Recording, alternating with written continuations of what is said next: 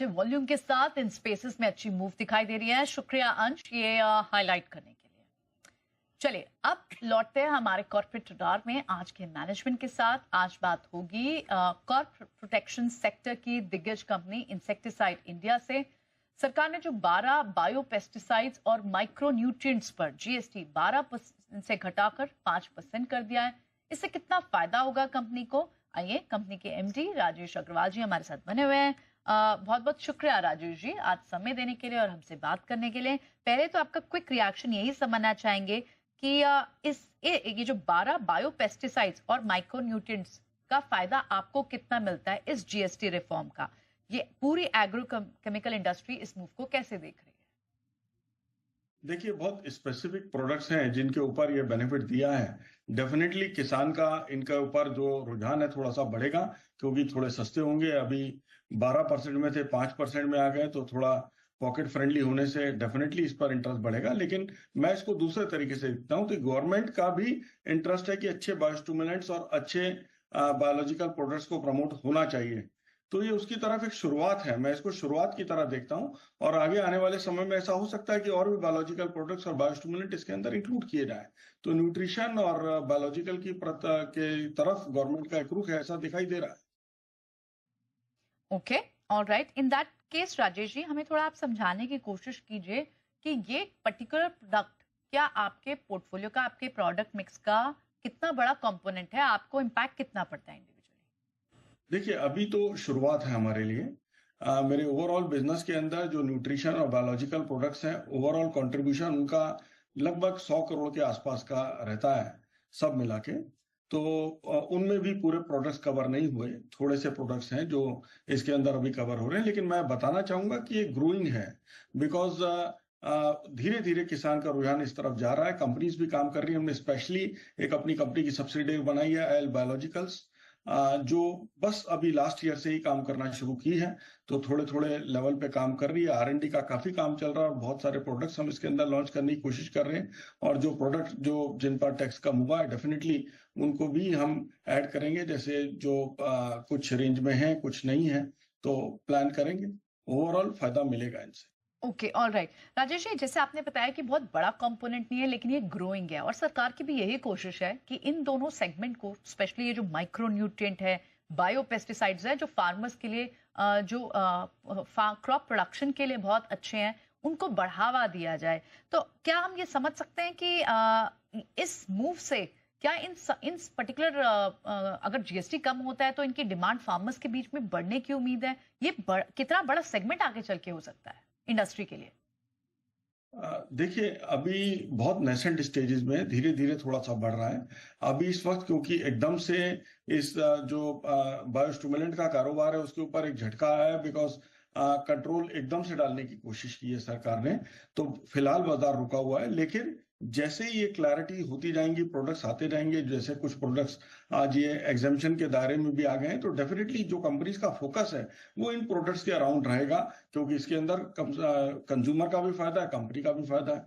तो definitely in products की sales बढ़ेंगी। लेकिन ओवरनाइट कोई जादू नहीं बोल सकते, बट इनका जो कैगर है ग्रोथ का वो बड़ा अच्छा दिखाई देता है। मुझे ऐसा लगता है कि 20-25% के CAGR से, बिकॉज ओवरऑल जो वॉल्यूम्स है इंडस्ट्री के बहुत छोटे हैं, इन सब में ये बढ़ जाने की उम्मीद है कि जहां अगर हम एग्रोकेमिकल इंडस्ट्री देखते हैं तो 5-6% के कैगर से ही बढ़ रही है, तो वहां पर इसकी ग्रोथ उससे 3 या 4 गुना आराम से हो सकती है। All right, okay, got that. In that case Rajesh ji थोड़ा सा इंडस्ट्री के बारे में भी समझना चाहते हैं कि ये जो क्वार्टर गया था हमने देखा कि एग्रोकेमिकल इंडस्ट्रीज के लिए, कुछ कंपनीज के लिए थोड़ा सबड्यूड डिमांड भी देखने को मिली और इनफैक्ट क्या आपको भी हाई चैनल इन्वेंट्री का चैलेंज देखने को मिला था? लेवल्स क्या ज्यादा थे और आगे चल के किस तरह की सपोर्टिंग मूव एक इंडस्ट्री ले सकती है इसे टैकल करने की? देखिए, क्या होता है कि जो भी रेंज के अंदर प्ले हो जाता है उसका इम्पैक्ट हमारी इंडस्ट्री पे सबसे पहले आता है। अगर हम Q1 की बात करते हैं तो उसमें towards the end of Q1 यानी जून और जुलाई में भी इम्पैक्ट मिला। बहुत ड्राई वेदर था, तो ड्राई वेदर होने से कुछ सेल्स थोड़ी सी सबड्यूट थी जिसका इम्पैक्ट Q1 के परफॉर्मेंस पे रहा। और जब बरसातें शुरू हुई तो बहुत जबरदस्त रेन थी। 15 जुलाई से लेकर 30 अगस्त तक बहुत ही जबरदस्त रेनफॉल रहा। बल्कि फर्स्ट वीक में भी अभी आपने देखा कि कुछ जगह फ्लड्स की बातें चल रही हैं। सारे हिमालयन रेंज के अंदर बहुत जबरदस्त तूफान आए या पानी बहुत ज्यादा जमा हुआ, जान माल का नुकसान हुआ, तो उस टाइप की सिचुएशन थी जिससे सेंटिमेंट ओवरऑल बहुत डाउन हो जाता है मार्केट का।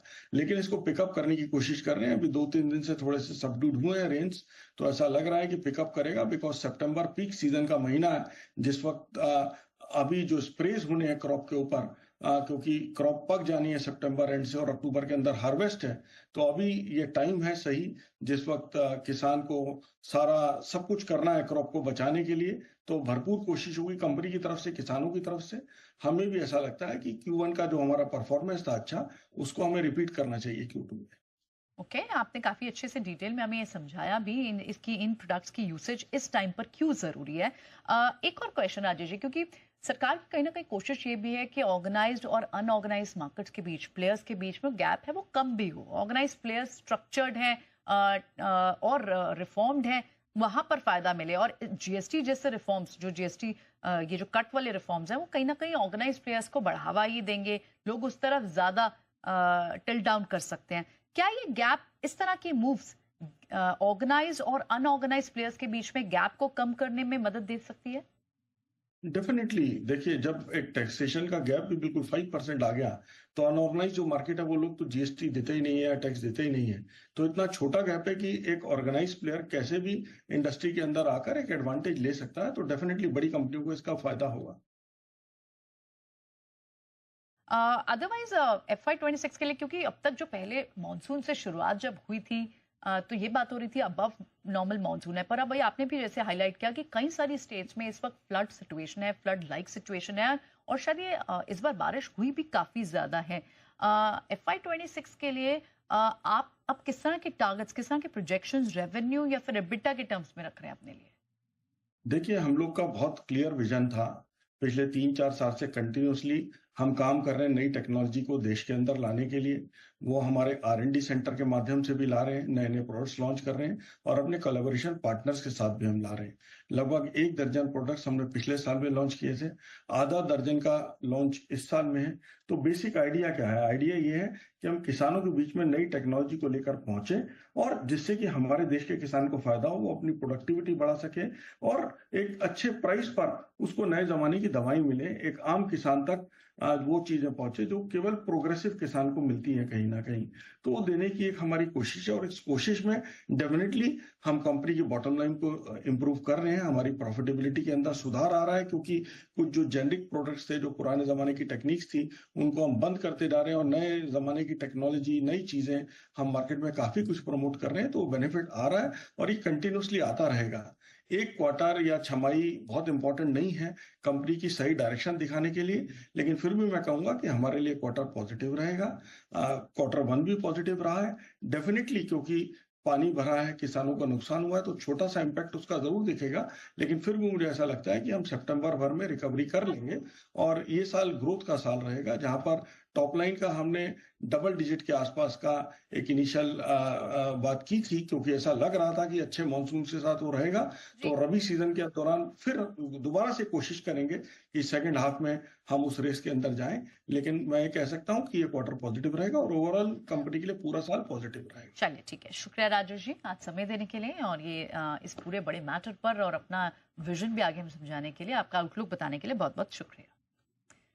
छोटा सा ब्रेक, जल्द वापस हाजिर होते हैं। जब वापस हाजिर होंगे तो आपके लिए रीजंस भी लेके आएंगे कि आज स्टील काउंटर्स बजेंगे, कहीं मत जाए।